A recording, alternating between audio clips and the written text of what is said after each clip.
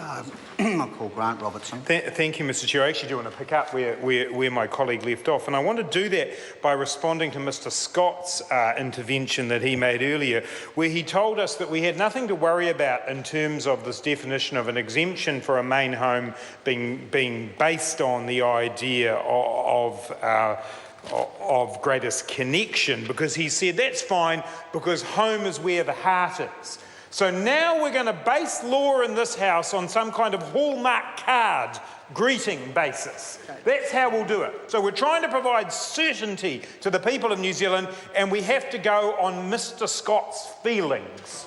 What's in his waters? That's what we have to base the law on, is Mr Scott's feelings. Now, I'm actually not surprised Mr Scott's struggling a bit with this law, because he could easily get up in this House and be the embodiment of the problem here. Is home, and home where the heart is, in the lovely suburb of Kelburn in Wellington Central? Or is it in Martinborough, where you might want to represent some people?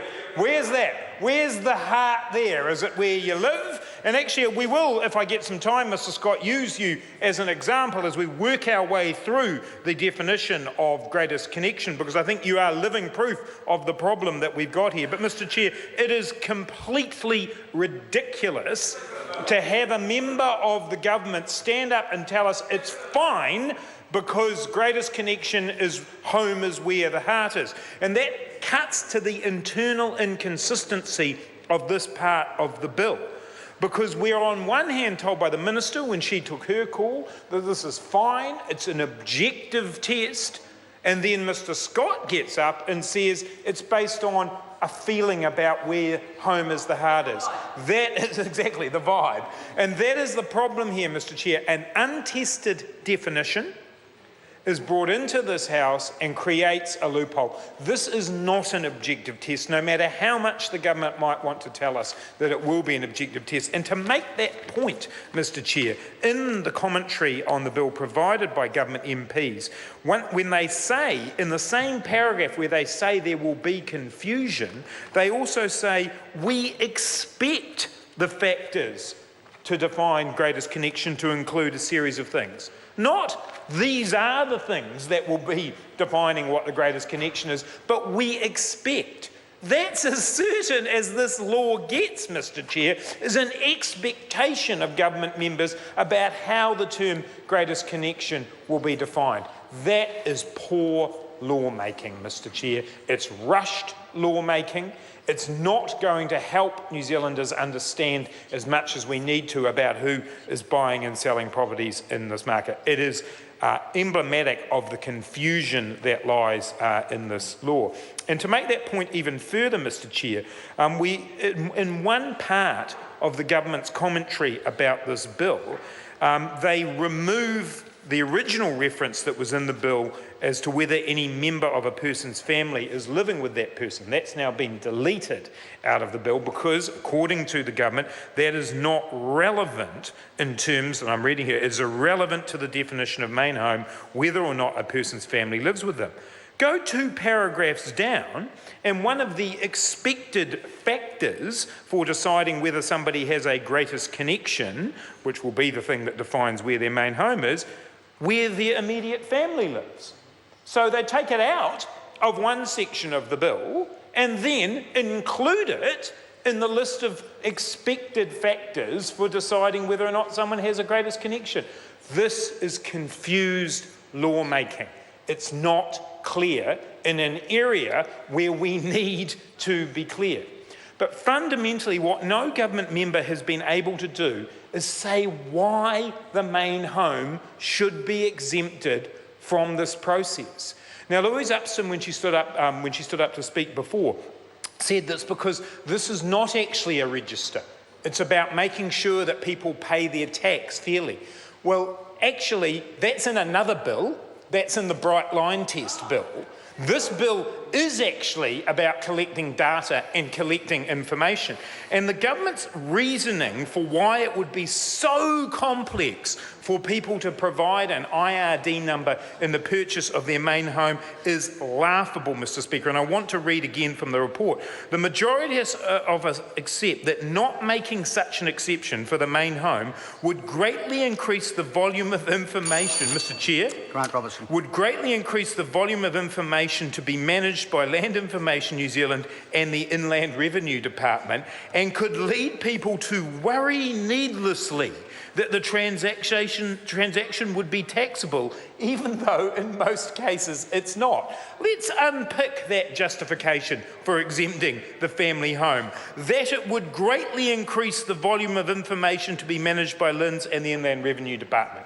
Absolute nonsense. Most people purchasing what would be their family home already have an IRD number. There is no increase in compliance for what I would venture to suggest is probably 95% of the people involved in those transactions. As Julianne Genter and Stuart Nash have already both said, it's a regular part of conveyancing to simply fill out a form and include one box on it that has your IRD number in it.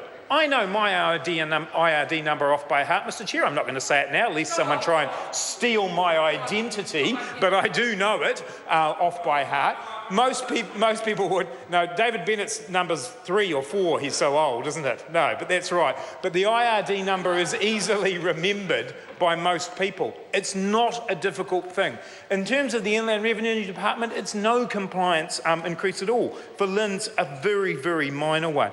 And there's, again, a confusion here, Mr. Chair. We will come in part 2 to the bill where there is an unnecessary compliance burden being put in place by the government, but this isn't it. In this part of the bill, it's absolutely one of the easiest things we can do. A small change to the sale and purchase agreement. Conveyancing lawyers do this work anyway. Most people buying their main home will already have it. That is not a decent justification for exempting the main home. The second part of the government's justification for exempting the main home is that it could lead to people worrying needlessly that the transaction would be taxable, even though in most cases it wouldn't be. How does that work? Just because you supply an IRD number doesn't then give you an obligation of paying tax. People who have IRD numbers know that they have IRD numbers. You supply IRD numbers at all sorts of times in your life, and you don't have an expectation that you will necessarily be paying tax. These are empty reasons for exempting the family home, the main home, and in the end, compromise the quality of the data. This is a confused piece of legislation. Part 1 is a particularly confused piece of legislation. And Mr. Chair, I do urge members of the House to consider supporting Julianne Genter's supplementary order paper. We will have a much better set of data if we don't have silly exemptions in the law as proposed by the National Party. Mr. Chair, I want to move now to a couple of points in the time I've got remaining that haven't been raised. And one of those is the changes in Clause 4, Sections 156A2, 156B and 156C around the meaning of exempt transfer. And this really is a classic example of once you start making exemptions, how complicated it can get.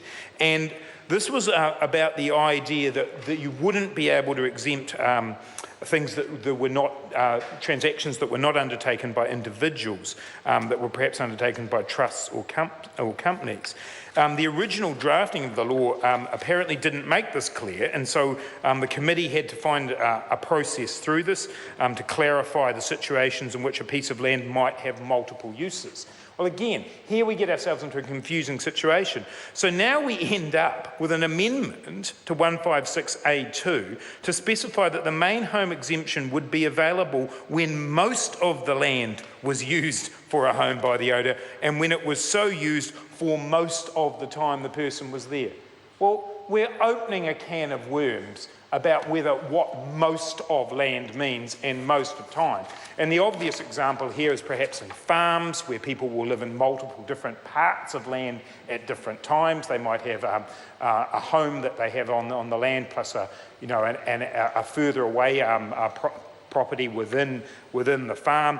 which of those is their main home. Creating exemptions around that kind of land is simply creating loopholes, Mr. Chair, and is unnecessary. So this may well make for a tidier definition. I accept that. I accept that the officials have proposed things that will make a tidier definition.